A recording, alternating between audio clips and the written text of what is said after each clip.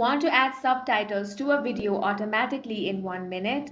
In this video, I will guide you step by step on how you can add subtitles to a video. The first thing you want to do is open up any web browser. Now search vid.io, then head over to this website vid.io. Once you get here, click on the Start for Free option. Now you can create a free account using Google account, Apple account, Microsoft account, or sign up using your email.